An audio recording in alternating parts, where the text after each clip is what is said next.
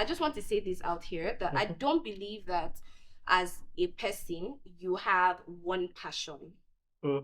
I believe that wherever God has put you at that place, or sorry, at that time, is your passion. Because I know that God is multi-talented.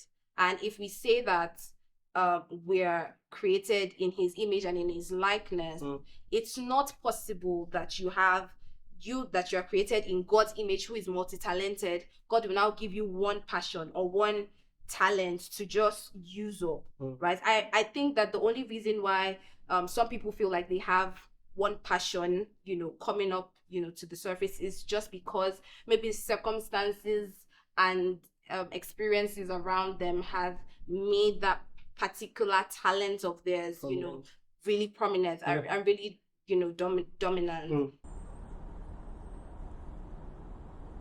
Can we know you and what do you do? Hi, my name is Toluwani Shoniron. I am a public relations professional.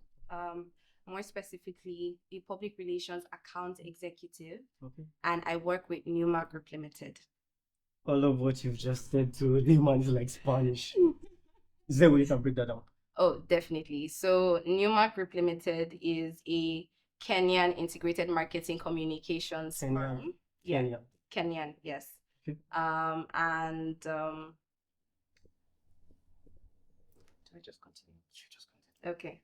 And I work for Newmark. And would you like me to further expatiate on what public relations? Yes, please. Okay, definitely. So I always like to say that public relations is the foundation that you lay before you advertise. Majorly, there are a lot of brands out there. Yeah. And sometimes what they think they are communicating to their stakeholders is usually different from the perception, that their stakeholders have of them. So as a public relations professional, it is my job to make sure that all the communication aspects, align such that all your stakeholders know exactly who you are and what your brand value is. So when you go out to advertise, to people, you have consumers that stick with you through the long haul. So public relations, that's PR, right? Yes, definitely.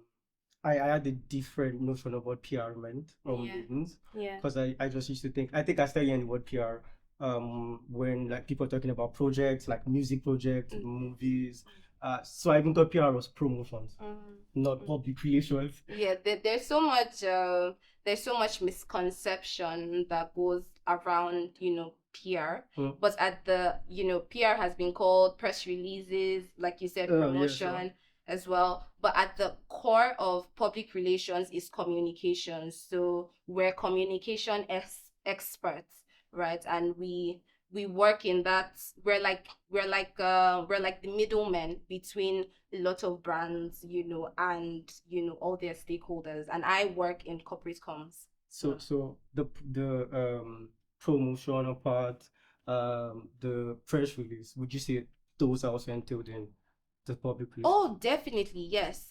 So I write press releases rather. I write press releases for a lot of our clients' articles, and we get to syndicate them to the media, and then there's a little bit of promotion. Okay. I would say, there's a little bit of promotion that goes in public relations, but it's not as direct. It's sort of indirect promotion. Okay. It's not as direct as advertising. So yeah, we have that as well. I'm really curious as to how you got to this, like how you said public relations, the work journey. How did you start this? How did it... Okay. So I actually have a bachelor's degree in zoology. Yes, I'm a science student, and I went to the University of Ibadan. So how I came across this job, or public relations, or how public relations found me, I would say it is through God, because I went for a program. It was like a financial literacy program that I went for, and then somehow, we had, okay, so there were Kenyans at the event, Ghanaians at the event, and then somehow I got talking to someone, at the place, and after speaking to him, I realized that he was the CEO. Interesting. And I offered, so at that time I think I was rounding up with a virtual assistant course that I was doing, and he told me that, oh, he would want to come to Nigeria frequently, and I was like, okay, I could be your virtual assistant in Nigeria, and I want to do all of that for free. Yes, yes. So, pitching yourself and, free things, they really go. So I told him that, and then he told me that, you know what, there's some internship positions coming up at the company we're trying to set up in Nigeria. And I think I went for an interview, like, I think maybe 2 days later or 3 days later, because they were going back to their respective countries. Yeah, I did the interview and I got into PR. And I would say that it has been a whirlwind ever since. It's been interesting, right? If someone had told me, I think like 3 years back, that I would be doing PR, like I'll be like a public relations professional, I would first ask what the meaning of public relations is. Exactly. That's how, I didn't know anything, about that. So, and I'm grateful, for that transition, and how, sometimes you just go for things, and you just go to places, you just go to events, and then there's one particular thing in that instance that just changes your life, for good. So we each have to understand that, moments can seem really, really, just moments, but sometimes they're like turning points and like defining points in our lives. Yeah, it's funny that you spoke about transitioning, because I was about to ask that. This seems like something very sudden. It seems like a very sudden transition. How did this transition? How did your parents, your friends, how did they say it? I mean, zoology to PR, like that's quite a difference. Yeah, already, there's this notion, right, that zoology, that, if you're studying zoology in Nigeria, like, what exactly are you gonna do? Like, is it the zoo? Yeah. And that I would speak about it later. Okay. On how, my journey in school, changed my mindset. Can we do that now, please? Oh, okay. So, basically, I entered school, and I think I was like 16 thereabouts. Okay. I was 16-year-old. What school? University of Ibadan. Oh, interesting. Yeah. So I came into University of Ibadan a freshman, and how I went to a girls only school, boarding school for that matter, where we had been told, boys are a no-go, boys are bad for us, blah blah blah blah. And now I was in school, I had the freedom, I had left Lagos, so I wasn't even in Lagos, like my parents weren't. Yeah, sure. Yeah. And I was alone, right? And I had friends, right? And we would go out. Well, not out like clubs or parties, but we would just loiter. Yeah, sure. Yeah, that's the word. We would loiter around the school.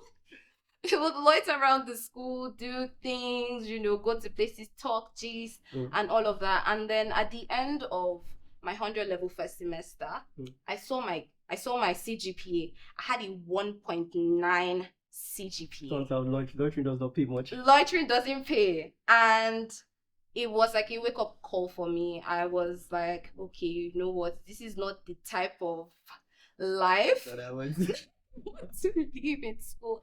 And so I actively started looking on how to, improve my CGPA, I became serious. I had to cut down on most of the friends that I was loitering, about, had to find more studious friends. But I can never really speak about the journey that I had in school without talking about how God was such an important part, because as at the time where I was really confused on how to do things, he brought like a lot of people into my life, people that believed in me, even, before I believed in myself, people that pushed me, like a lot of, having, studious friends,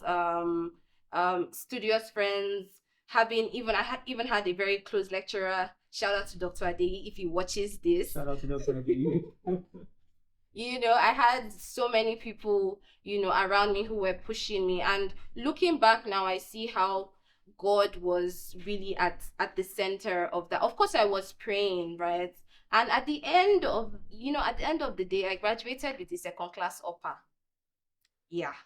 So that's something that I can't really speak about my school journey without talking about that. And I really just want to encourage, anyone who possibly is in like 100 level, 200 level, and who feels like, all hope is lost. Like maybe there are things that maybe you've made mistakes and you don't think there's any way you can, maybe reverse. I want to tell you that, like, God is real. Like, just take it to him and ask him to, like, open your eyes to see, people around you, to see the opportunities that abound. And I believe that, he will help you. I mean, if you're studious and if you're determined and you're always praying to God, like you're always asking God, like, I know he would do it. He would do it like he did for me. So before we chose to talk about your journey through school, I'd asked about your transitioning, right? How did it feel for your parents? How did they react to that? Say friends, how did they bounce their reaction? Okay, so I think my dad has always been sort of like a liberal person. He's not the go to school, go to school, you must be this, you must be that, blah blah blah. He believes in self-discovery, finding yourself, things like that. And of course, it's Kenyan. It's not even a Nigerian company. No, yes. I actually got the job in the middle of my NYSC. Oh, interesting. And funny enough, which is I had wanted to go to Abuja for my NYSC. Okay. And for some reason, my father was like, no, I'm not going to Abuja. He had already, we'd had talks about it. And I think it was because of the elections during that period. Oh. That's why I finally, succumbed. Was that last year? Yeah, I think like 2 years ago. 2022, thereabout. Yeah. And then, sorry, Sorry, like you guys have talked about serving in Abuja or in Lagos. Yeah. Okay. Yes. So, and then, after finally succumbing, then he tells me I'm going to teach in his school. And I was like, of all the things, you could tell me to do, why should I teach in his school? Like, why? And the school was just opposite my house. It was a public school, public secondary school. And I was wondering, like, why would you ask me of all the things? Like, you see me, I'm your daughter, I graduated with a 2-1, like, don't play. Like, and he asked me, and we had, different conversations about it. And for some reason, he was really, really adamant about it.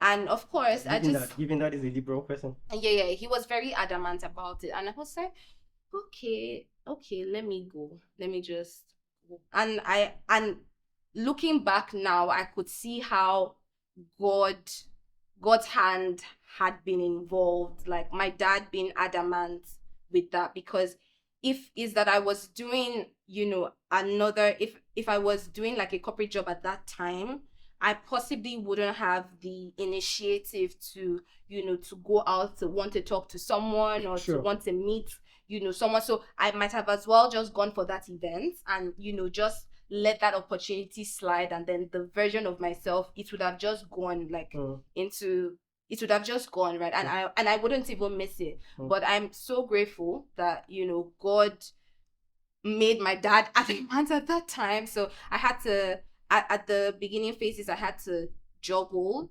between teaching. So I was teaching agricultural science. That is another story for another day, because those students showed me shaking. So I was teaching agri. I can't imagine you in front of public school students. Oh my, I did it. With the accent. I did it. Oh, of course not. I would have had to change. Even at that, I'd have had to, like, reduce my accent a little bit. And even at that, most of the students were taller than I was. And sorry. Yeah, it was a whole lot. It was. I think one very thing that I picked through the course of our conversation is how much you've stated God's Yeah. presence and how He's been instrumental Yeah. to what you do now. I think now I'm so curious as to how does your belief, your faith work? How does that impact what you do? How do they, should I say, intersect now? Right? How did you put that into what you do? PR, Yeah. Christian work. Okay, I would say that for that change, as much as it is nice and it's exciting, it also has its downsides. Sure. And one of the ways that I have been able to merge, my faith with, with PR is because I started having like issues, right? I started having, issues, with work, things were happening, right? And I had to go back to go on, because I realized that maybe because of how I got it, okay, I think I became a little bit proud, and I felt like, oh, like I was invincible, and and then and then just almost immediately like things started happening, right? And that was when I realized that it was not, my getting this job was not me, it was God. And so the person who would sustain me through this job is God. And so if I'm not, actively, putting my work to Him, if I'm not actively involving Him and incorporating Him into every single thing that I'm doing, then things are going to basically go into chaos. Right? And so I think that's it. I would say that in this, in this job, right, it has made me, because I don't think maybe like I've had like so many challenges or failures, or not failures, but like challenges, setbacks, right? Yes, setbacks, yeah. But this job God has really taught me, that in life you have setbacks, and how you can overcome is your response to it, not the setback itself. So that's a very, very valid talk. Yeah. That's a very, very valid talk. Would you say that you have any inspirations? It doesn't have to be a person. Maybe God for sure is the ultimate inspiration, right? But like maybe people, or like things that you probably, again, you study zoology, so don't try. It's a very, very I think it's quite dicey, because I can't say that. Okay, yeah, I think my dad is my inspiration. Yeah, right. Yeah. Because I have seen my dad, move. I've seen him move. I mean, my dad has been a tailor at one time, a fashion designer. Yeah, so my dad can like make anything from like wedding dresses, like, and then he moved from that. He became a management consultant. He has written books. He trains people. He's very multifaceted in that. He's very multifaceted in that. What will I say, in that aspect? Yeah. And I think just looking at him, I think that's why he knows, because he studied accounting. Until tomorrow, he will never do anything with the accounting. He says it everywhere he goes to, that he will never do anything, with the accounting. So, let me just. Okay, I think I really want to ask this before I ask my final question. So, public relations, definitely you have to relate with people outside your work. I don't know what field you have to. Yes. Muslims, I don't know, several people. But how do you still maintain that same you, the believer you, in those interactions? Like not get to sway or move off course, from the real Christian believer you, despite these interactions, like the social interactions with people who are not of the same walk. Okay, so I really think that sometimes challenges have a way of really grounding you. Okay. In your faith walk. Like when you have an issue, or you have like examples of how, God has come through for you in the past, right? And how He has shown up. Those type of things really make you or has really made me grounded in my beliefs. So even in my daily interactions, like I get to interact with Muslims.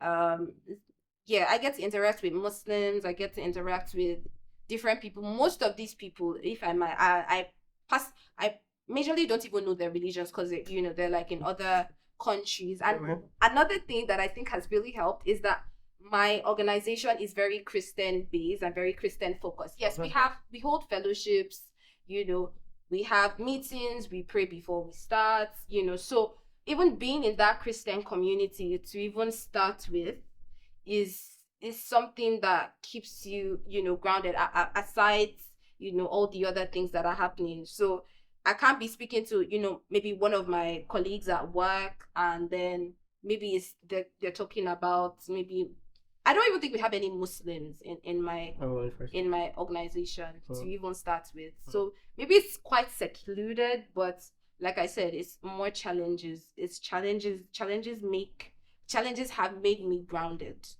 So I can't be swayed by what I see. So aside all of this corporate talk, what do you do for fun? What else do you want to do for fun? Okay, so I love movies. Interesting. Yeah, I love movies that can make me laugh. And it's as much as this might seem, sometimes I can be an introvert. Yes, I know I like to talk. Yes, I know I like to talk. I most times refer to myself as an ambivert. Okay. Yeah, so an introvert sometimes and an extrovert other times. Yeah, would you say you're an introvert? I think sometimes I'm an introvert or in new spaces. Okay. New environments. Okay. Sometimes. Emphasis on the sometimes. I find that very hard to picture, but yeah, you keep going. And I'm usually also introverted when I have, used up my extroverted side. So there's like a battery. Yes, there's a battery. So I have to go in. Like when I get home, like I have to go into my room, because I don't want to speak to anybody. Like everybody just stay on your own, that sort of thing. And so I really love to talk as obviously. Yeah. So I like hosting, I like speaking what we're doing. Yeah, it's really good. I enjoy it.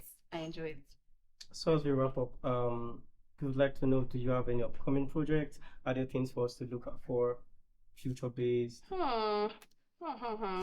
Yeah, so I just want to say that I believe, which is one of the things that will just lead me to my point. I believe that, I just want to say this out here, that I don't believe that as a person you have one passion. I believe that wherever God has put you at that place, at that time, is your passion. Because I know that God is multi-talented, and if we say that we're created in his image and in his likeness, it's not possible that you are created in God's image, who is multi-talented. God will now give you one passion or one talent to just use up, right? I think that the only reason why some people feel like they have one passion, coming up, to the surface, is just because maybe circumstances and experiences around them have made that particular talent of theirs, really prominent and really, dominant. So I'm a multi-talented person. Obviously. I know how to sing as well. Yes, I so want you to just run a riff. No, I'm not going to do this. Just run a riff. No, I'm not doing that. So I know how to I know how to sing, I know how to talk, and I think one of the things that I'm leaning to, even though it's still corporate, is ESG. What is ESG? ESG. ESG is environment, social, and governance. So it's a way to make corporate companies care more for the people around them. Okay, like the people that work for them. So I don't know if you've heard of like corporate social responsibility. Have you heard? Okay. Okay. I'm sorry. I think I'm talking. I'm telling you too much. No, I'm a very too much. layman guy, I'm giving you a lot of jargon, so I'm sorry. Not jargons, but like things I'm yeah, well, technical jargons from my end. Okay. But yeah, I just know that I'm involved in ESG. I'm an ESG enthusiast at the moment. And science. I don't know what holds in the future. I might go back to science because, like I said, you know, my experience in school taught me to fall in love with zoology as a course. So even though that's not what I'm doing now, it doesn't particularly rule it out from my future. So that's something you can still maybe go back to? That's to? something that, you know, I will still go back to and then possibly create a new niche. Yeah, something like that. Something like that. It was so nice having you here. I've learned a lot. Thank you very much. I've learned a lot. Thank you. It was nice. For your time. Yeah, thank you too.